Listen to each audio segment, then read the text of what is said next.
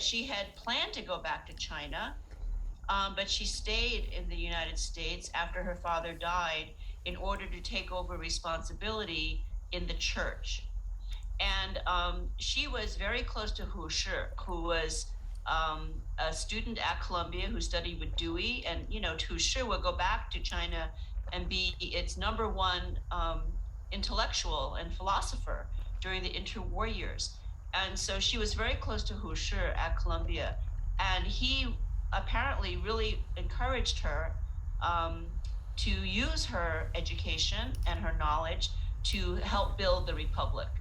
And that was the call at the time for all these students who had gone to the West under the Boxer scholarships, was to go back to China and build the Republic. And she was taking up that call. And then she decided not to do it, so she could support her father's church. But I think it's remarkable that as a woman, she was so highly educated, and had so much to contribute. And at this time, there's also a debate going on about what should be the role of Western science in China. There's a PhD student in the audience who's writing a dissertation about the China Foundation. And these American philanthropists, including Paul Monroe at Teachers College, debated what should the Boxer indemnity money support. Should it support pure scientific research, or should it support applied science, including agricultural technologies and things like this? And this is a really important debate because I think it highlights how the West had different views about China. Is China capable of pure science, or do we need to just send in some engineers, right? And this is something that I think we can hear echoed today in the role of China in the production of scientific knowledge in the world. Okay, so I think Madeline Shu is.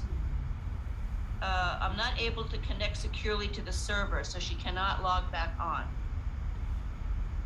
So is that going to be it? So not possible. I'm texting her. I'm sorry. We are a little over time, and I'm really sorry that we didn't have her presentation because she has written about the Chinese Students Alliance in her book, The Good Immigrants, and I think she has a lot more to share with us about that experience of Chinese international students at Columbia. And we have many Chinese international students at Columbia today. They are a huge population on our campus. I think their presence is sometimes controversial in terms of, there are a lot of paying students who get master's degrees here. The university benefits financially from their presence. And that's somewhat controversial in terms of, what kind of educational institution, are we running?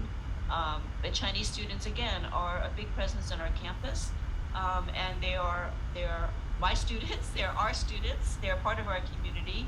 And we have a lot to do also in terms of how we teach them, how we work with them, and what their interests are. A lot of them want to go back to China, and a lot of them don't. And so they're not a monolithic group.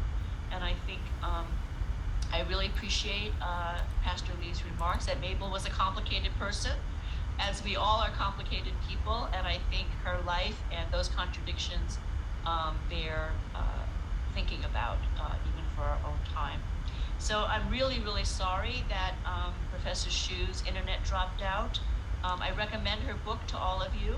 I don't think she's talked specifically about Mabel Lee in her book, but it's a really important work about Chinese intellectuals and Chinese students in the United States, starting from the time of the Boxer scholarships all the way up to the present day. So I regret that we had that little snafu with her internet, and thank you for your patience. We had a great turnout tonight, and I hope you enjoyed and learned from the program. I certainly did. So thank you, and good night.